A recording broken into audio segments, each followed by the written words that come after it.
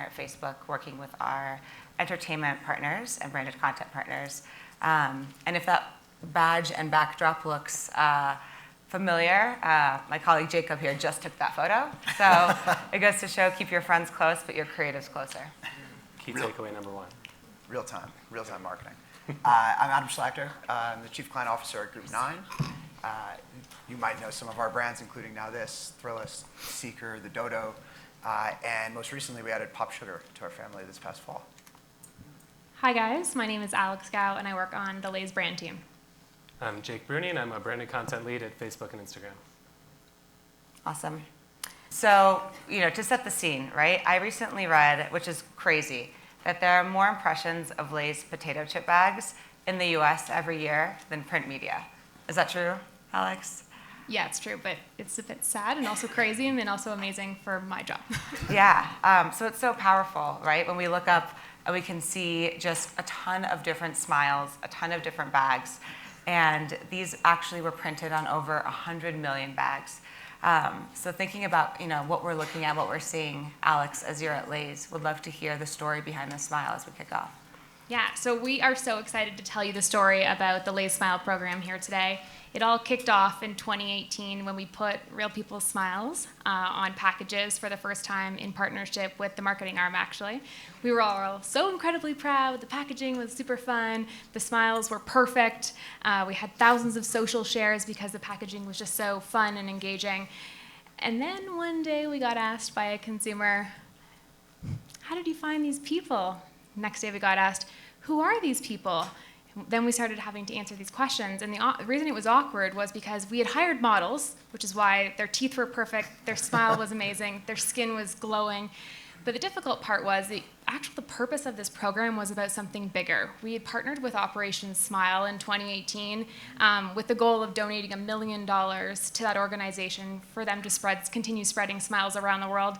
And you can see how the two maybe just don't match up quite as nice as we would have hoped. So in 2019, we went back to the drawing board. We were super excited to launch this program again, but instead we found real people all across the US doing amazing things whose stories deserve to be celebrated and whose smiles deserve to be on bags all across the US. So I think we have a quick trailer that will play. Yes.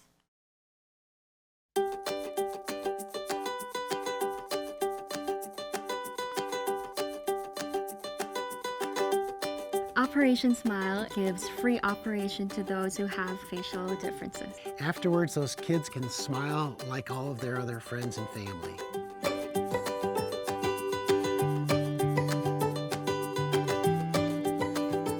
To spread smiles, I run a nonprofit that teaches kids to cook. And helping kids go to summer camp. By teaching about compassion, kindness, and love. By helping the closing of the education gap for Black and brown children. Creating jobs for people with disabilities. That's my mission.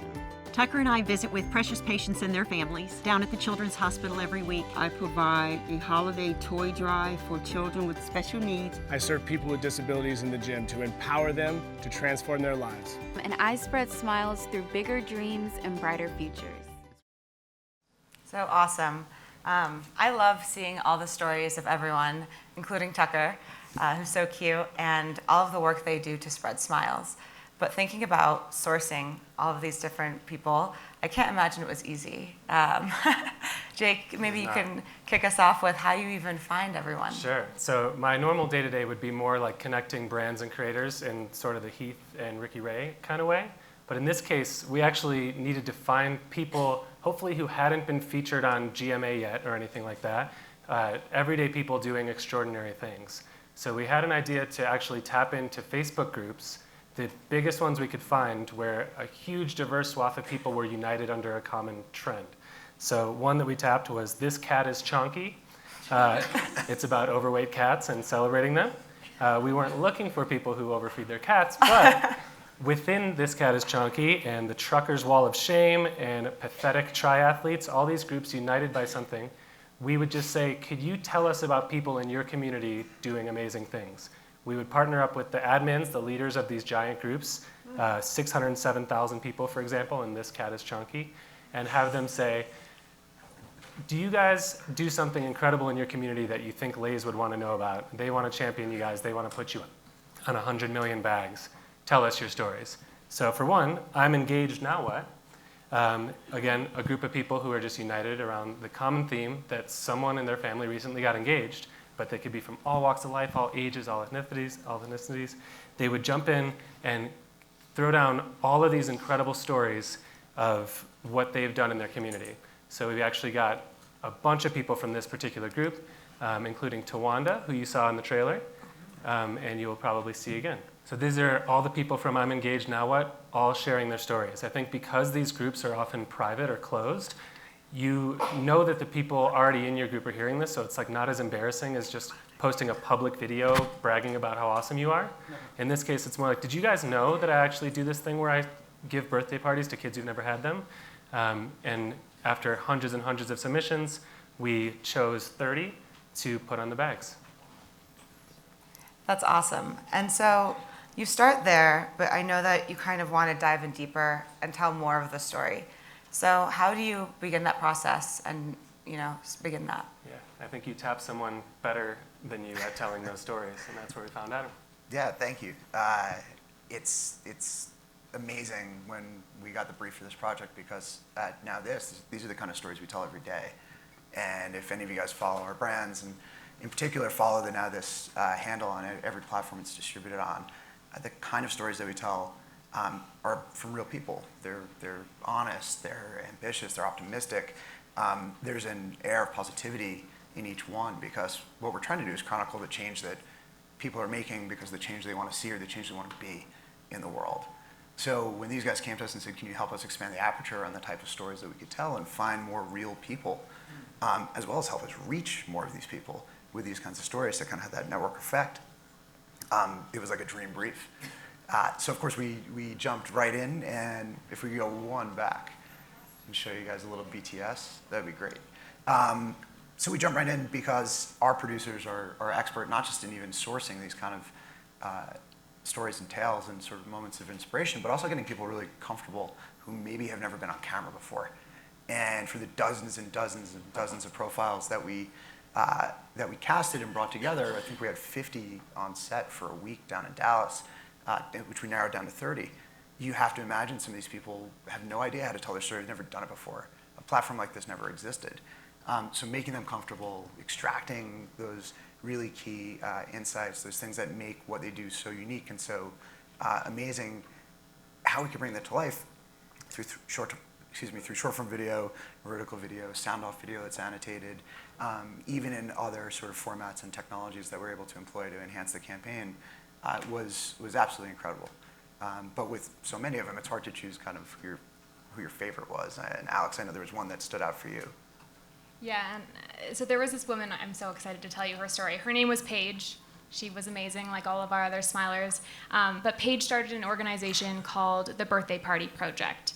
It's a nonprofit, and their mission is all about, spreading joy for children living in homelessness or in transitional living environments, and bringing them joy through the magic of birthdays. So every month, Paige and her team go into these facilities, and just the sole purpose they're there is just to make these children feel celebrated and know that other people love them and they're worth it.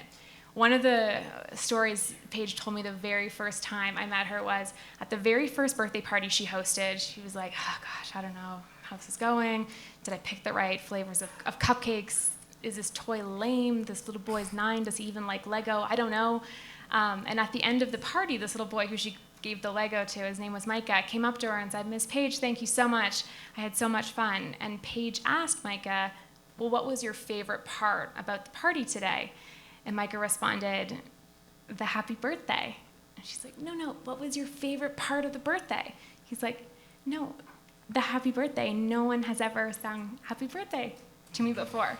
So yeah, it's an amazing story, and we were just so lucky to find people like Paige, and the other 29 Smilers have equally as compelling stories, yet different, and touch different types of people across the country. And we felt so honored to celebrate them because they spend so much time, spreading smiles to people all across the country. We were so excited to, feature their smile as part of the campaign this past year. So yeah, that's Paige.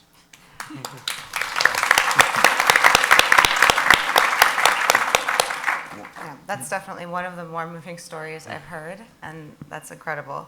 And one of my favorite parts as well is that you're able to take different mediums and you start, you have the bag, you have social, and you're able to amplify that even further. Can you walk us through where you took, the project next? Yeah, and hopefully we take it to a place that makes you smile and not cry, which is our mission here. That's crying panel's a different one.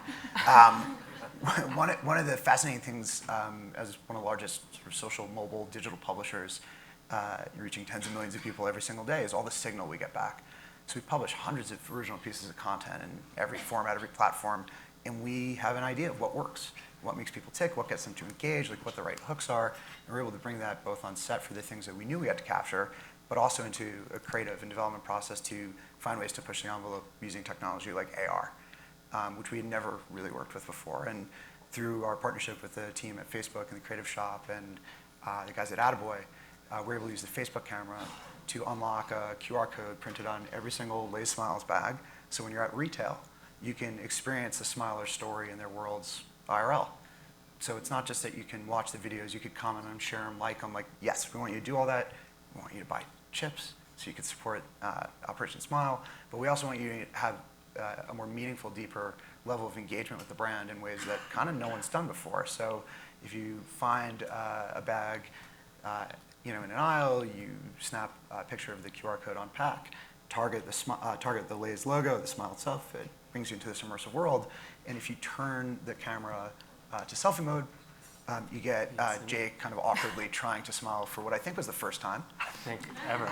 I haven't tried again since. Yeah. It's cool. It's like there's a selfless mode looking out where Yes. you're experiencing the story of one of these incredibly selfless people, and then a selfie mode where your smile is on the face of the bag. So we kind of split the AR effect in two. So whether it was people seeing these things in their feed, getting it shared with them, seeing it maybe in news or through PR, or actually physically having this experience with the bag, it really brought the program together and took the platform to a whole new level. That's so fun. I love watching Jake up there as well. We'll just keep that looping. So, it's really cool to see examples of user-generated content that go really, really well. You can see how powerful it is and why brands experiment.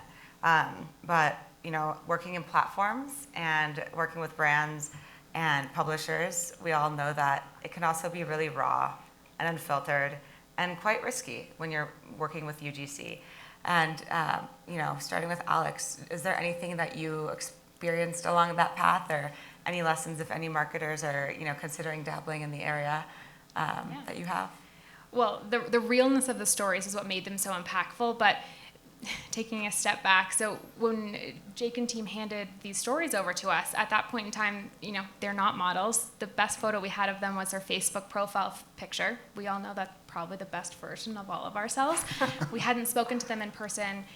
So when they showed up at the set and we, were like, okay, hair and makeup, get in front of the camera, tell your story, it was a bit risky because at the end of the day, we needed these people to be really great brand ambassadors, not only for Lay's, but also Facebook and the whole GroupNine franchise. So that was risky. It all turned out okay. There were a few hiccups along the way. But one of the most memorable moments was, again, the passion that came with these people meant that their stories were so raw and so real, and they were great ambassadors for this program. One of our smilers, Tawanda, who was from one of the groups Jake mentioned, she actually put out her own press release the day before we put out ours. So there was those fun moments where you're like, thank you so much for all that effort. Why did you do that? But anyways, it made for a better story overall, and I know Jake had some fun learnings along the way too. Yeah, the simplest one was just, and we should have seen this coming, we said later, that's the point of iteration, but there was like a humbleness, awkwardness challenge. Like this video, for example? Yeah, they're also humble. The bouncing. But they didn't want to tell their own stories, so that call for submissions should have probably been a call for nominations, and then you kind of have to poke and prod the truly humble, amazing person to even tell the story of their amazing group. So we are learning as we go. Season 3 will be a little different for that reason, but yeah, humble people are awkward when you ask them to tell their story. So we've seen all the amazing, results and how it affected the smilers and the consumers. But thinking about, driving the business forward, can you share some of the business outcomes? Absolutely. It worked. Shocker. But it worked to such a degree that I don't think any of us expected how successful it would be and the benchmarks that it would blow out. Again, we know what makes people tick. We know the kind of stories they want to watch, they want to engage with. We were able to beat our benchmarks by 4x with these stories and profiles that we produced and sort of co-distributed, and it was just a real testament to how real the stories were and how they resonated with this audience that we all try to connect with every single day, and there could be such a deluge of information and content out there. We found a way to break through and get them to take a moment and consume something that we thought and kind of understood they would care about, and they did in droves.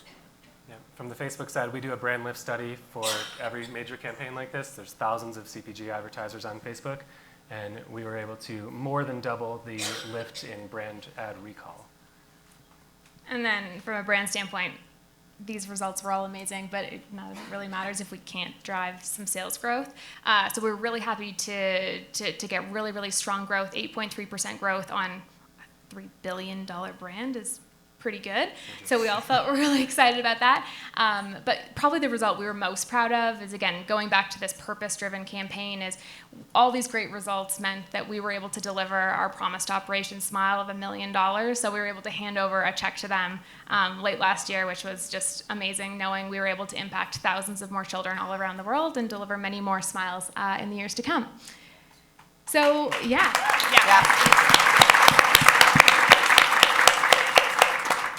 So what's coming up next with the program? Jake kind of alluded, we're going to do a year 3 given how successful it's been, and we're going to take the learnings and the insights that we gained along the way. So nominations are now open. If you know someone amazing, come find one of us or go to smilewithlays.com because we're so excited to tell many more stories next year and inspire many more smiles, which is amazing because all the work Southwest and the team is doing as well. It seems like 2020 is going to be an amazing year of joy, smiles, kindness, and it is going to make for a really awesome place to be. Awesome. Yeah, thanks. Thanks everyone. Thank you.